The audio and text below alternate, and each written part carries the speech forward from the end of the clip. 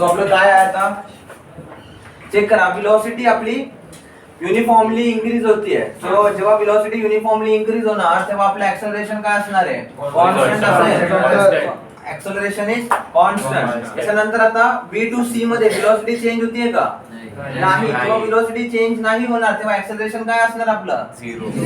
Acceleration is 0. So इथे आता B पासून C पर्यंत काय होणार ऍक्सेलरेशन विल बी 0. आणि हा आपला ग्राफ कोणता आहे we are talking about acceleration time graph. आणि नंतर जर तुम्ही चेक केला तर C पासून D पर्यंत जाताना काय होतीये वेलोसिटी आपली कमी कमी होत जाते. मीन्स काय होतंय आपलं deceleration. Final is less than initial. म्हणजे त्याचा अर्थ काय आपलं our acceleration is negative. So negative acceleration कसं दाखवतात we denote it below the X axis. आणि इथे आपलं ऍक्सेलरेशन जे आहे that is not changing uniformly. It is changing variably, and to show that we represent it using a straight.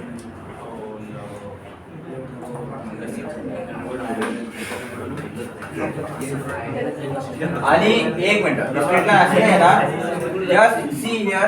आता straight line कशी येणार एक मिनिट स्ट्रेट लाईन आता वरतून खाली जाणार येणार की खालून वरती जाणार येणार वरतून खाली. तर बघा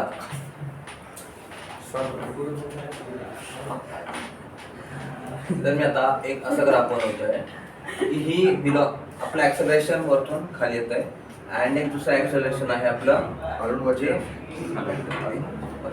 म्हणजे याचा अर्थ काय आहे वी आर स्टार्टिंग फ्रॉम 0.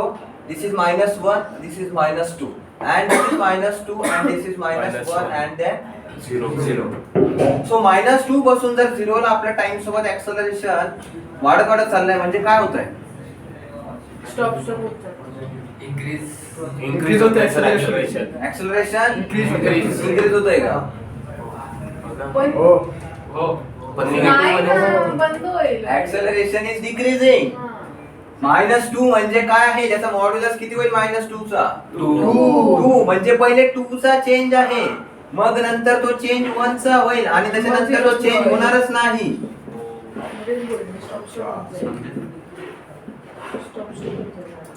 कळलं काय बोललो मी. -2 म्हणजे काय वेलोसिटी कमी होतीये बरोबर. हो निगेटिव्ह ऍक्सेलरेशन म्हणजे वेलोसिटी इज डिक्रीजिंग. सगळ्यात पहिले तर इथपर्यंत क्लिअर आहे. जर -2 जर म्हणलं मी म्हणजे याचा अर्थ काय आहे की फायनल मध्ये आणि इनिशियल मध्ये -2 चा डिफरन्स आहे. जेव्हा मी वेलोसिटी ऍक्सेलरेशन -1 म्हणणार तेव्हा फायनल मध्ये आणि इनिशियल मध्ये -1 चा डिफरन्स आहे. आणि तो डिफरन्स आता काय होतोय जर तो डिफरन्स अगोदर जास्त आहे. आता इथे चेक करा सपोज हा जो टाइम इंटरवल आहे दिस इज ऑफ से 2 सेकंड्स. हे 0 हा 1 2 आणि दिस इज से 3 असं याच्यामध्ये आपण त्याला कन्वर्ट केलं. ओके सो पहिल्या एका सेकंदामध्ये बघा हा चेंज जास्त आहे का इथून पर्यंत हो आणि 1 पासून 2 पर्यंतचा चेंज बघा हा थोडासा कमी आहे आता आणि 2 पासून 3 पर्यंतचा it is very less. Yes so सगळ्यात पहिले आपला चेंज जो आहे तो जास्त होतोय. सो आपला ग्राफ कसा बनेल असा बनेल की असा बनेल सेकंड वाला बनेल कारण पहिले इथे जास्त चेंज होणार आहे -2 चा चेंज होणार आहे त्याच्यानंतर -1 चा आणि त्याच्यानंतर 0 चा चेंज. सो इथे बघा पहिले जास्त चेंज झाला इट कॅन बी 1 2 5 8 काही पण धरू शकतो बट हा डिफरन्स आणि हा डिफरन्स जास्त आहे का. सो पहिले आपला पहिल्या टाइम मध्ये जास्त डिफरन्स आला नंतर कमी झाला नंतर त्याच्यापेक्षाही कमी होत गेला. सो आपला ग्राफ कसा बनेल आता इट विल बी लाईक दिस. म्हणजे सी डॉटेड लाईन मी खाली केली आणि वरती आपला निगेटिव्ह ऍक्सेलरेशन व्हायचं बाकी आहे. We will discuss it once and case राहिली डिस्कस करायची. And this is for C to D. असा होईल आपला ग्राफ. हो मी पण काय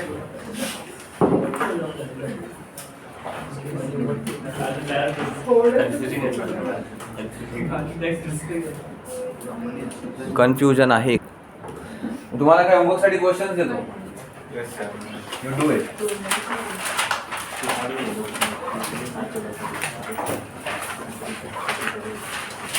If this is your velocity time graph,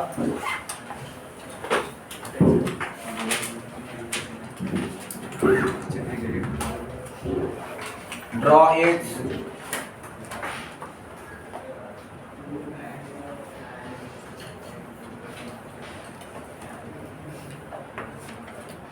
distance time graph and acceleration time graph. म्हणजे उरलेले दोन्ही पण ग्राफ तुम्हाला बनवायचे. सो हा झाला first. Then you have this acceleration time graph.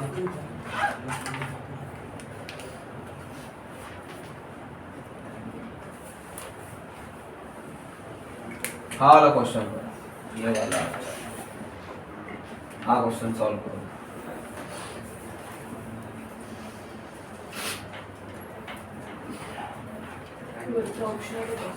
नाही, दोन्ही पण करेल.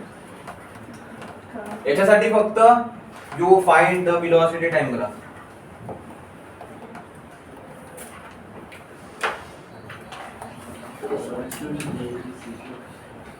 You will find only velocity time graph for this. And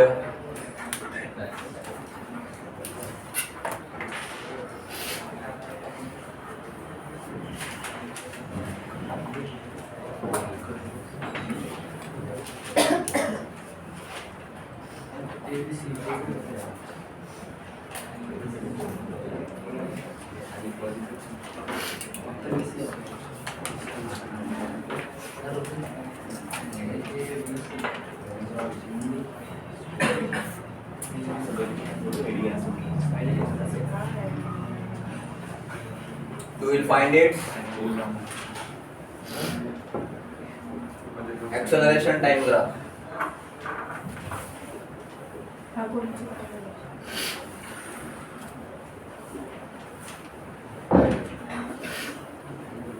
Then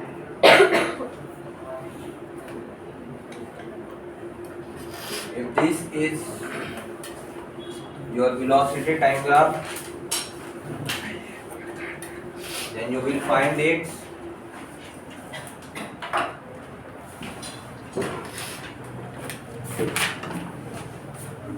acceleration time graph.